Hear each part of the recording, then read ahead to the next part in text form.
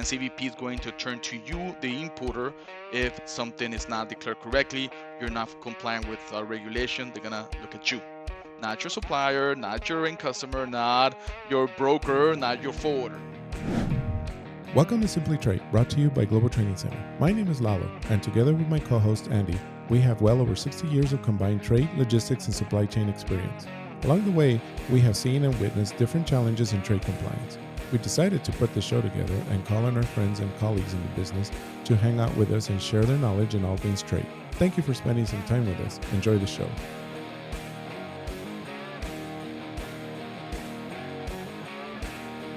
Hey, Andy. Another show. Hey. Yes, I'm excited. It's a lot of fun. It's like we have published quite a few shows at this point. Yeah. So we're I just wanted to let you know how a little bit of a little surprise here that we found out we're trending in Europe. Believe it or not, we're trending in Ireland and Finland, Poland. So apparently our show has that reach. Well, I will say that I've got some good friends over there. Not that it's necessarily my contacts, but I know that I have literally circled the globe, and some of the folks in the International Chamber of Commerce, and have met with several folks from all over the world, over in especially in Europe and in the Slavic areas and all. But man, that's fantastic. So hello to Ireland, Poland, Finland, and anybody else that's over there. Please. Download our show, Simply Trade, and tell us where you're at. Make a comment. We would love to see have some feedback. Yeah, we would love to see that, and we would love to hear from you. If you leave a comment on any of the platforms, I'm sure we'll get it. Leave it on Twitter or wherever we're at. Just reach out. We'll be more than glad to give you guys a shout out. But thank you for your support out in Europe. That's great. And yes. I guess that's a little bit of a segue into our next guest. We're going to be talking to Adrian Gonzalez. So he is from Global Alliance, and I've known him for a few years. I known of him and my clients where I used to be were his clients. You know, he's a broker in the border there in McAllen, and he's a U.S. Customs broker who has also a partnership with a Mexican broker. But so as a segue, like I said, for the international shout out, he does a lot of work, obviously, with a Mexican, what used to be called maquiladoras are now called IMEX. So anyway, this show is going to be his recommendations, 10 very specifically recommendations for importers into the United States, specifically from Mexico to the U.S.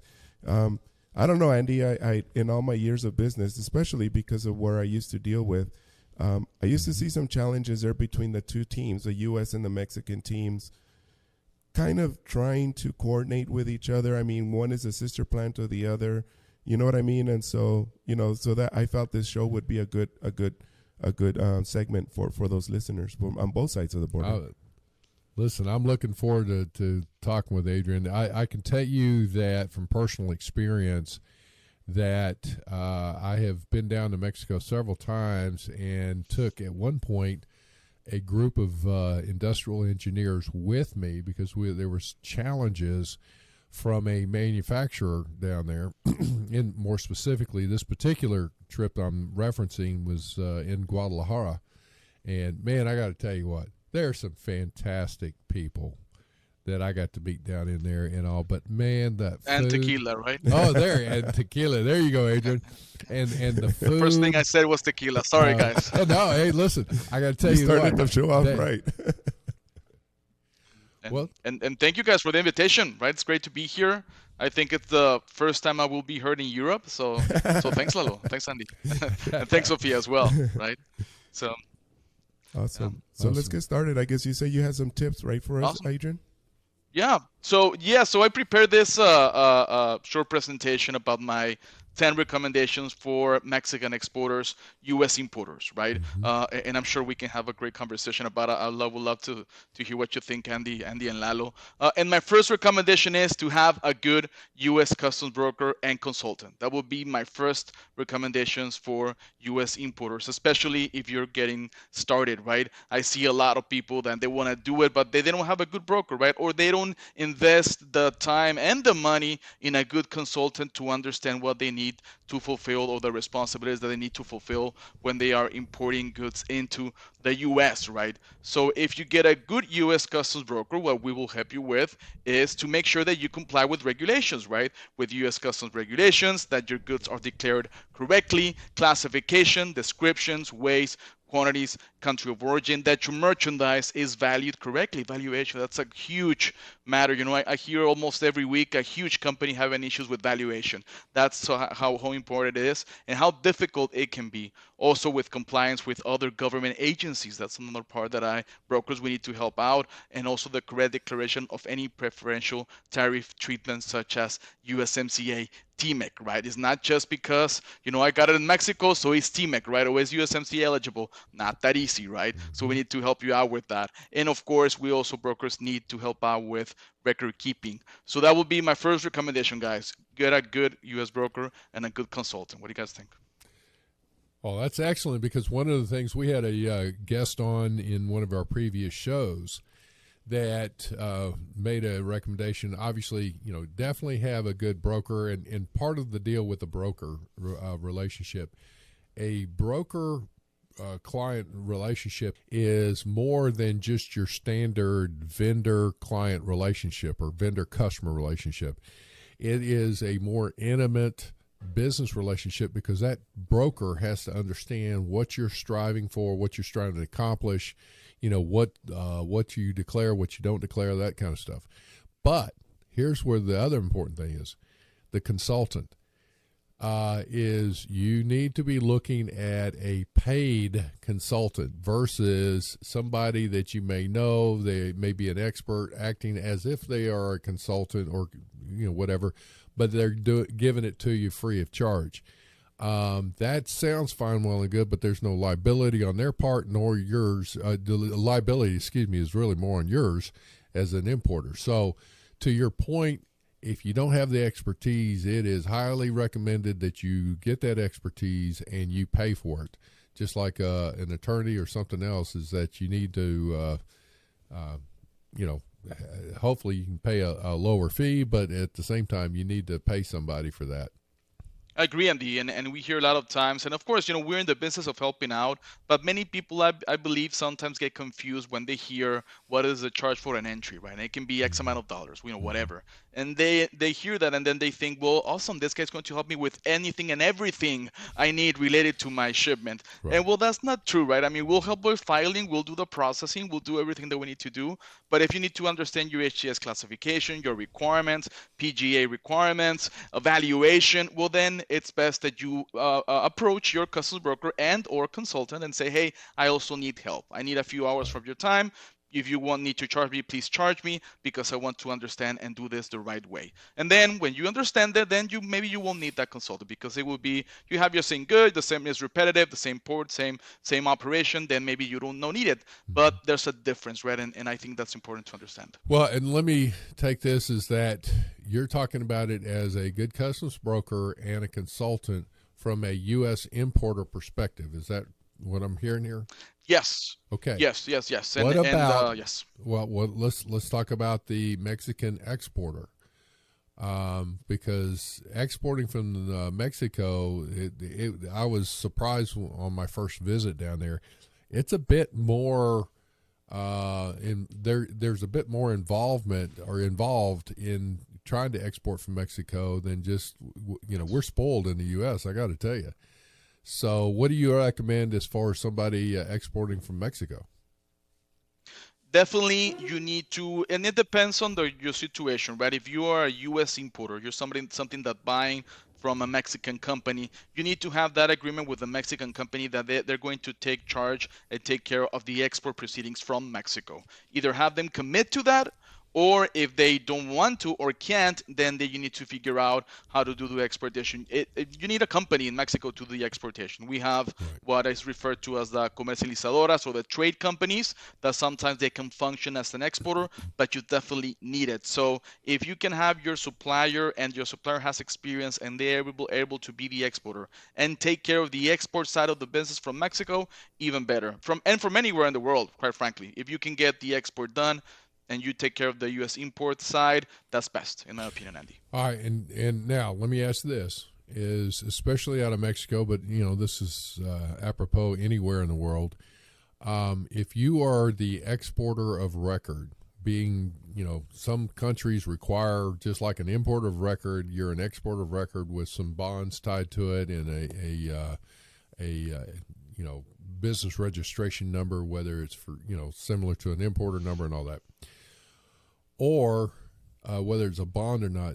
It's however the formality is. If you're listed on the paperwork as being the exporter, what that does is it's more than just saying, well, you're shipping the goods out. If you are the exporter of record out of Mexico, you are establishing yourself as the liable entity for any export taxes. Am I correct in that? Yes. Well, in Mexico, the big part of exporting from Mexico and importing to Mexico is IVA, VAT, right? No value-added tax. So that's a big part of it. And companies routinely need to talk to their accountants, especially in Mexico, because they need to know how to deal with those type of taxes, right? A company was very much amazed when they asked me, well, what about VAT on U.S. imports? And I told them, well, for the most part, there are no VAT on U.S. imports. If you are eligible under USMCA, you pay zero. To CBP, right? Yes. IRS, that's a whole different thing. But you pay zero to CBP, and that's it. That's awesome. I don't need to worry about that. No, you need to worry about on the U.S. side, but you do need to worry on that on the Mexican side on how you will move that VAT or that IVA around so that you're not end up paying it yourself. And if you don't, if you are able to compensate it with other expenses and so on and so forth, you do it the proper way. So yes, Sandy, I agree that exporting to Mexico needs to be set up the proper way, and I would suggest U.S. importers don't leave it for last, because I have shipments ready at the border and they have everything ready on the U.S. side, and they say, well, we need to make the pedimento. My business partner need to do the pedimento. They say, well, I don't have a Mexican exporter. And then I will not. Now, what do we do? I mean, I can't move a truck from Mexico without a Mexican exporter and a pedimento. Right? For somebody that is new to the import-export business, or somebody that may be just looking at transportation, they don't really get into the exporting and importing of the international transaction. The pedimento in Mexico is basically like, and I'm a dumb country boy here, Adrian, so I have to simplify things so I can understand it. Okay, so bear with me. The thing is that a pedimento for exports in this case would be similar to you're making an official declaration to the government, similar to that of an entry, but it's for export purposes. And then yes, it's the Mexican 7501. We can say it like that. Yeah, the Mexican entry summary. Okay, that would be a way to say it. Yes. Okay, and it's because the Mexican entry for imports it's called the same thing, and then it's a pedimento for imports. Pedimento, right? Yes. Okay. Yes. All right. Yes. All right. Well, I can learn here. It looks like okay. Yeah. So, and I'll go to my second recommendation. First, have a good broker, good consultant. That would be my first one, and that would be the first thing I would do if I wanted to start importing to the U.S. My second is understand CBP's priority trade issues.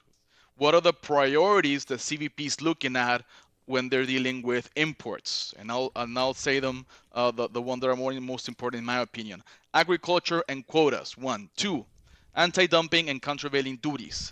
3, the safety of imported products. 4, intellectual property. 5, revenue. 6, textile and apparel. 7, free trade agreements and special programs. And I will add as well trade remedies there, of course. That's within anti-dumping and countervailing duties, and more recently forced labor as well. So I would say every U.S. importer needs to be aware of what is the main focus of CBP. That's not everything, right? I mean, CBP looks at everything that's pertaining to the import, but those are the main priorities. And if you have a product within one of these categories, you need to have special care in making correct declarations. And you need to be very well aware, if you're subject to anti-dumping, a trade remedy, that you pay properly, that you have a good determination of country of origin. So that homework needs to be done even prior of someone attempting to import to the U.S. That would be my second recommendation. Oh, Adrian, you have hit the nail on the head. We can take 6 hours on this. I know. Well, no, but it's like we've had other shows where I actually gone into a bit more detail about anti-dumping, countervailing duties. We've talked about, your classification of items. We've talked about vetting your suppliers, your products, and things of that nature. So all that is so good. But here's the most important thing I think you said out of all of things you just referenced, because there's a lot of complexities of this. Do your homework ahead of time. Don't wait till that product is ready to cross the border, because it may get stuck. It may be too late. There's some things you need to check out. So if you're an executive, to our audience, if you're an executive of a company, you don't need to necessarily get bogged down in, as you're managing things, leading things in your company, with how the transactions are completed for an international transaction. Now, you got staff to do that, but you got to be aware that you need to be asking your staff, are you proactive or reactive? And anymore in this realm, you got to be proactive. And Adrian, you just talked about it. Do your homework ahead of time. And if there's questions on that, you just mentioned, go to your broker, go to your consultant, ask the questions, and work smarter, not harder in that realm. Definitely, I agree, and that's something that it's important that all importers take into account, that they take it seriously, because we are in an environment that has more complexity in international trade. International trade has become much more complex, in my opinion, since 2016, more or less, right? We have more trade remedies, more the application, more anti-dumping, more countervailing, more now we have forced labor. We have a new law on forced labor that is very complex. So it's the time for all us executives in trade to shine, right? We have a lot of work, Exactly. a lot to give. So that would be definitely my second recommendation. My third, Andy, and I know you already touched on this, correctly define exporter, importer, logistics, and delivery aspects, right? And I know we've mentioned this already, but definitely, you need to have a Mexican exporter or an exporter anywhere in the world. You need to see who's doing what, who's paying for what, and that usually encompassed in Incoterms. You need to have that defined. And sometimes people ask me, well, who needs to be the U.S. importer? Well, it depends. What is your agreement? The U.S. importer is the only party that can enter merchandise, and this usually can be the owner, buyer, seller. So, can a Mexican company set themselves up as a U.S. importer? Yes, they can. Does your customer in the U.S. be the U.S. importer? Well, yes, they can, because they're either the buyer, the seller. So both, in this example, both parties can do it. The matter is, well, get an agreement, right? Agree that with your customer. Don't leave it up in the air, because you may be surprised at how some companies say, well, no, I agree to buy your product, not to be the U.S. importer. Or I agree to buy it at this price, but not pay the duties. So, and I want it here in my factory in, McAllen, Texas. I don't want to pick it up in Monterrey, Mexico, or Guadalajara. So I think that would be my final recommendation. Well, with that, the way I summarize that is make sure you're clear and define who the parties to the transaction are, and especially who are the parties to the international transaction. So, again, there's a manufacturer may be selling to somebody else there in Mexico, in this case, as we're talking about, that would be considered a Mexican domestic transaction. Okay, fine. Now that Mexican party that bought it is now selling to the U.S., so they actually technically are part of the international transaction. They're the seller and or possibly exporter, and then the importer and things of that nature. So to your point, define the parties of the transaction, but you hit on something else, and I'm sure it's probably one of your other bullet points. Who's paying for what? And make sure, the Incoterms, for those, again, that's the International Commercial Terms of Sale. So as we're talking about that, a 3-letter code that is called an Incoterm can determine very quickly, as you're looking at your paperwork, who should be paying transportation charges, who should be paying the entry fees and import and duties and taxes in the destination country, who's responsible for what for the exports, all those kinds of things. And it makes a difference, and we can get into scenarios on that, but it's like you need to know who's paying for what and who the parties to the transaction are. Definitely. And if you decide you're able to be the U.S. importer, just know that, of course, you need to register with U.S. Customs, and you are now responsible in CBP's eyes for everything that's being declared, right? So that's a very big responsibility that someone takes, and of course, people do it all the time. I mean, you can do it, but just understand that you have a big responsibility, and CBP is going to turn to you, the importer, if something is not declared correctly, you're not complying with regulation. They're gonna look at you, not your supplier, not your end customer, not your broker, not your forwarder. Okay, so I think that's another item that is important. Well, and to your point again, is we're defining the parties of the transaction. The one thing the U.S. allows for a non-resident importer, so non-resident importer of record, basically. So you were talking about a Mexican company can be an exporter out of Mexico and officially recognized as the importer of record into the U.S. as a non-resident importer, but the buyer, if you will, the U.S. buyer, the end buyer in this case, would still be listed as what's called the ultimate consignee. So they're still going to be declared to customs as the importing entity, if you will, person causing the import. Doesn't mean they're importer record, but they're going to be still listed that way. Yes, and I think that's a very interesting aspect of U.S. customs regulations, which I don't think it's available in many other countries. I mean, I don't think that's possible in Mexico, for example, for a foreign entity to be the Mexican importer. I don't think that can be done. I don't know about Europe. Maybe our Europe listeners can let us know. I mean, in the comments, can somebody do that in Europe? You know, can a U.S. company Well, be the importer record in Europe?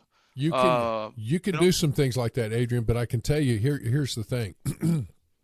Even in the U.S., if you're a non-resident importer of record, you still have to have what's called a serve to party, similar to in Mexico. yes, So, an agent, exactly. I mean, an agent that's acting on your behalf, so that if there is a penalty, if there is an issue, if there's something that comes up, that customs will send that to your serve to party in the U.S., and they in turn will then get with you as a non-resident to follow up on.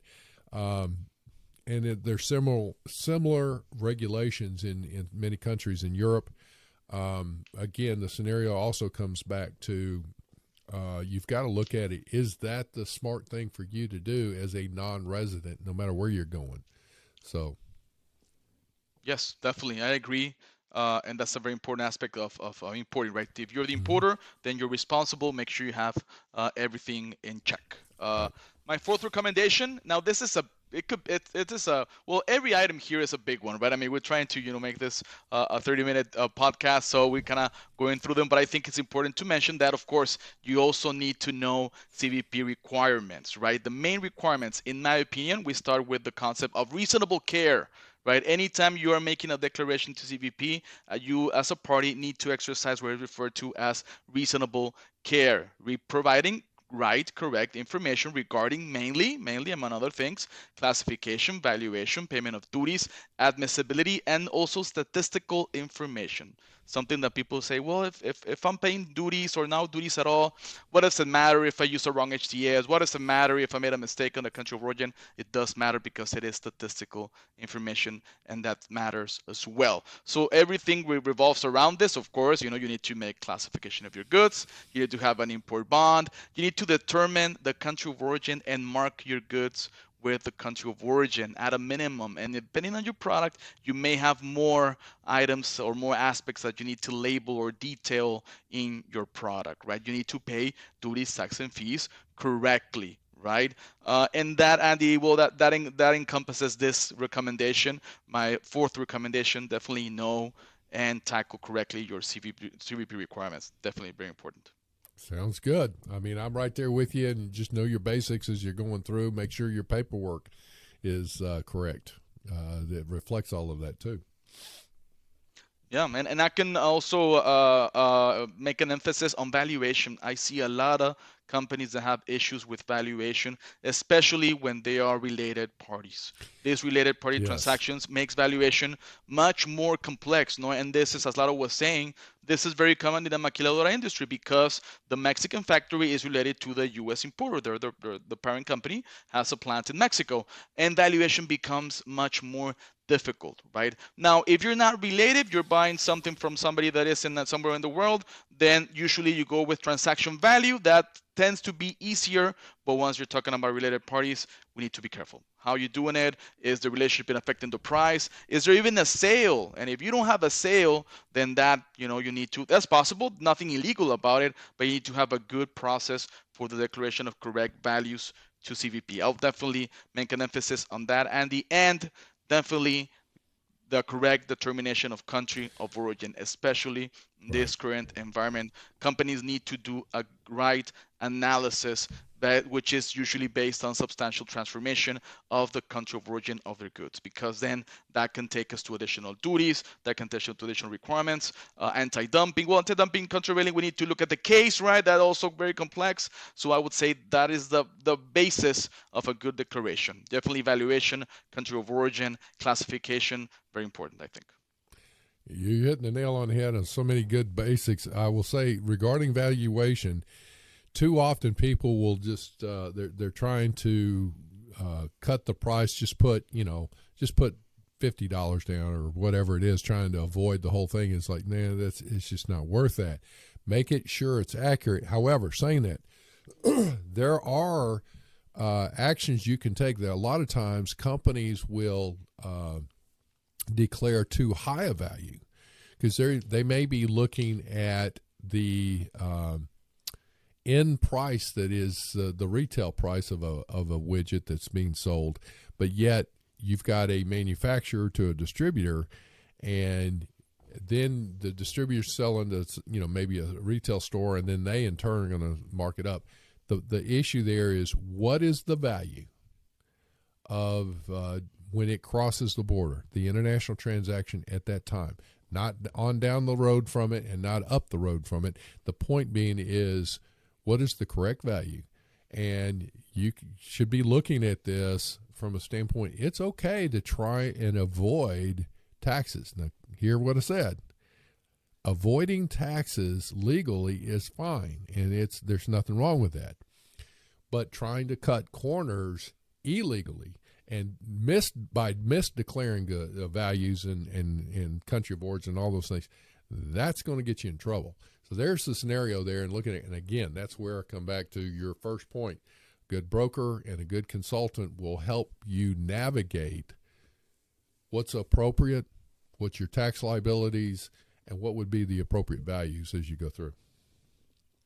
I agree. I definitely agree with you. And the valuation is the process of determining the value for the purposes of paying duties, tax, and fee to customs. So that's the process of valuation. Doesn't necessarily mean that's what you're going to sell the good for.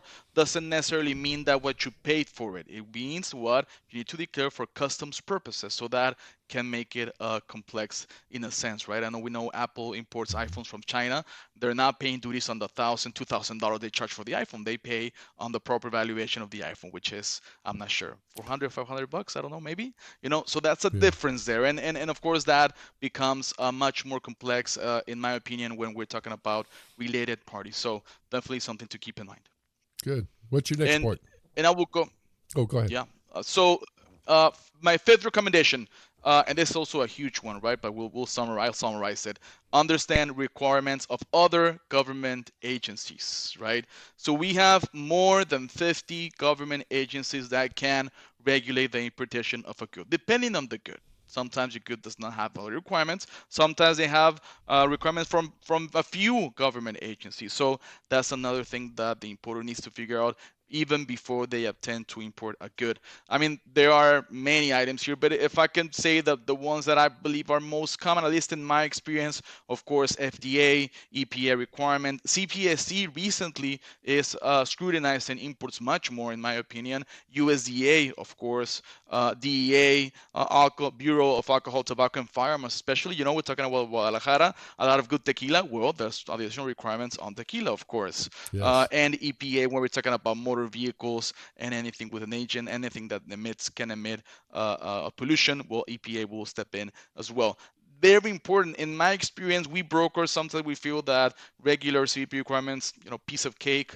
Well, not piece of cake, but we can deal with them. But when we're talking about PGAs, partner government agencies, it can get very, very, very technical. Sometimes we don't even have the answer. We know that there are requirements. We know that you're talking about a medical device. And Adrian, what do I need to import a medical device?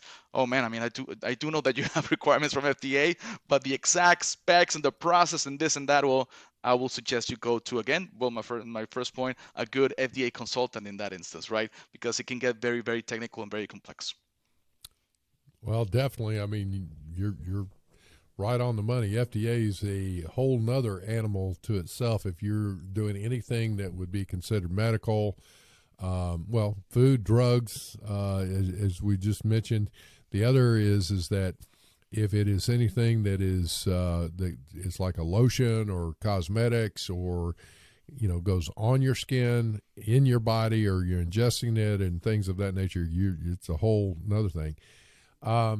Fish and Wildlife is another agency that you didn't mention there. That there's a lot of products that come out of Mexico. Obviously, that there's some exotic leathers and products made with some different animal products that Fish and Wildlife then comes into play. I agree. Very important, especially in the concept of Mexico, because we love our Mexican food, we love our Mexican products, and a lot of it is food. A lot of it is food, candy. So all importers need to remember that there will be additional requirements. And the message from FDA is, whatever requirements we have for domestic goods, we have the same requirements for the importation of goods. So they're trying to protect us, U.S. consumers. They want to keep us healthy. So that's the message, right? So anytime somebody wants to import, well, they need to figure out, well, what does a U.S. producer need to comply with? You need to comply generally with the same thing, right? Same requirements. Yeah. And of course, when we're talking about certain goods, it can get more complex than that. But of course, a good broker, a good consultant will definitely catch you through that. Hey, Andy, so obviously we're barely at 5 tips, and we're at about 25 minutes here. I mean, we have a lot of great tips here. So we'll wrap up this show here and continue later in the week. That way we can... This was a good discussion for the first 5 tips. The next 6 through 10 are going to be really good as well. But, there's so much packed into this, it's hard to try and condense it. So hopefully everybody's gotten a lot of good challenges and thoughts out of this first show. And definitely the second one is even more challenging, I think. So don't miss it. So we'll end it here for now, I guess, Lalo, and we'll go on to the next one. The next one, yes. Okay. See you in a bit then. Thank you very much for joining us. Simply Trade is brought to you by the generous contributions of Global Training Center. You can follow the show and GTC on LinkedIn or Twitter and other social networks. Make sure you check out the show notes in the description for a full rundown of today's show with all the important links. Also, make sure that you share this with a friend and subscribe on your favorite streaming platform. We really like hearing from you. If you enjoyed the show, make sure to rate and review wherever you listen to this podcast. If you or someone you know would like to be a guest on the show or would like to sponsor Simply Trade or suggest any topic you would like for us to discuss, please contact us via email at simplytrade@globaltrainingcenter.com, or you can DM us on Twitter at simplytradepod. Thank you again for the privilege of your time. Happy trading. Simply Trade is not a law firm or an advisor. The topics and discussions conducted by Simply Trade hosts and guests should not be considered and is not intended to substitute legal advice. You should seek appropriate counsel for your own situation. These conversations and information are directed towards listeners in the United States for informational, educational, and entertainment purposes only and should not be substituted for legal advice. No listener or viewer of this podcast should act or refrain from acting on the basis of information on this podcast without first seeking legal advice from counsel. Information on this podcast may not be up to date depending on the time of publishing and the time of viewership. The content of this posting is provided as is. No representations are made that the content is error-free. The views expressed in or through this podcast are those of the individual speakers, not those of their respective employers or Global Training Center as a whole. All liability with respect to actions taken or not taken based on the contents of this podcast are hereby expressly disclaimed.